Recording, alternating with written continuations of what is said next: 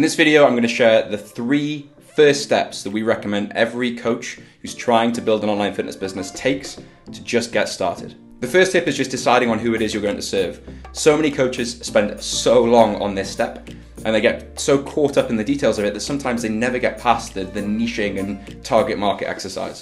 So the easiest way to do this is to just serve a previous version of you 2 or 3 years ago, before you had the epiphany that led you to becoming a coach. And the reason for that is to effectively market to our clients and our customers online. We not only have to understand how old they are and what job they do and all that sort of stuff, we have to understand their mentality, right? That's the most important thing. One of the hardest things as a coach is remembering what it's like to be in the position where you don't understand all this stuff.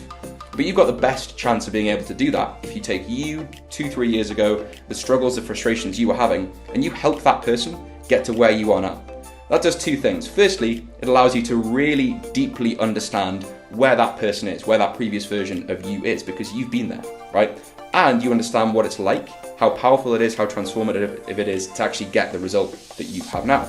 The second thing is it overcomes the feeling that we don't know enough to be a coach, right? It allows us to get past the point where we feel like we aren't as knowledgeable as some of the stars in the online fitness world, so we shouldn't be doing this. Because you are several chapters ahead of that person that is 2 or 3 years behind you on the same journey. And you can really help them make that same journey in 6 months instead of 3 years, right? Avoid all the mistakes that you made. So serve a version of you 2 or 3 years in the past and help them get to where you are now and beyond. Second tip usually makes people a bit nervous, but we're going to use any existing audience that you have to run a beta version of your program, either for free or for a huge discount. What most coaches do is they do things backwards. So they'll spend all this time trying to build their social media, think they need a large audience, then focus on building a custom branded app and getting their website perfect and building the perfect lead magnet. But they don't know, one, that the program that they're building is actually something that their target market wants, or that it even gets the results that they're promising. And 2, they don't have a sales process that works. So having a large audience without those things is a total waste of time. It's like pouring more water into a leaky bucket. So when we're using a beta program, what we're doing is we're saying to literally our local area, our friends, family, people on Facebook, anyone we can reach for free, hey, look, I'm building this new thing. I'd like you to take part in it for free, and I'm going to build it as we go along. So literally you are 1 or 2 weeks ahead of the clients as they're working through the program, and you're building this program to what they want, to what they ask for. And what that allows you to do is build something that's not just from your head of what you think your clients want, it's what your clients actually want, right? Let them decide the process, let them decide what goes into the program.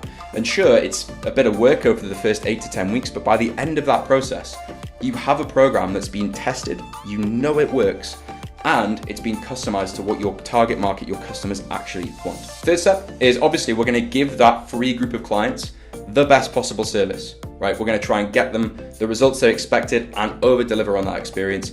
And then we'll get testimonials, we'll get positive reviews, we'll get referrals and all that good stuff. But once we have a program that we know works, we're now going to do the same process with the sales process. Ideally, we use a challenge model in Propane Fitness, but we're going to test that again using either a very small budget Facebook ads or some free audiences. Test that it works, test that we get it to convert between at least 3 and 10% of leads into clients. And once you have that, you then have a sales process that you've tested for a very small budget or for free.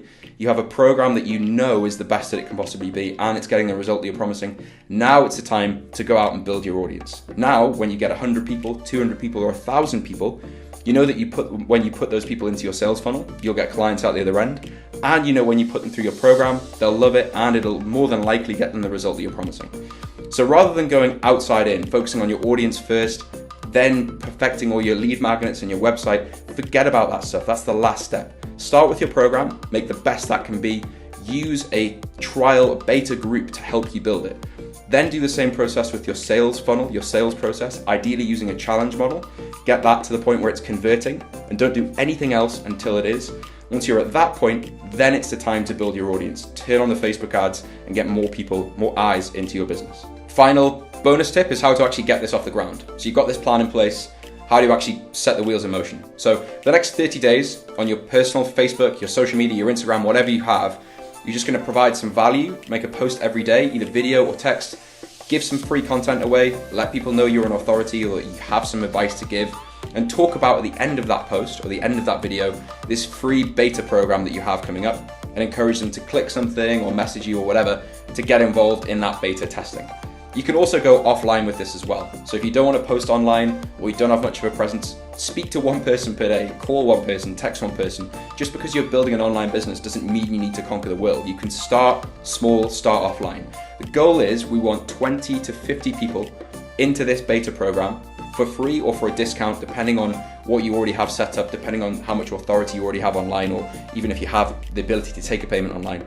But we want a small group of people to go through this process, make it the best it can be, get some testimonials, get some results, and then build that out. Do the same process with your sales funnel, and then start building your audience. And as a result of all of this, you'll have the best program you could possibly have. You'll have a sales process that you know works rather than guesswork. And you'll have some referrals, some testimonials, and some content driven from those clients to start really growing and expanding your business. So that's just some simple tips of how to actually get started building your online fitness business.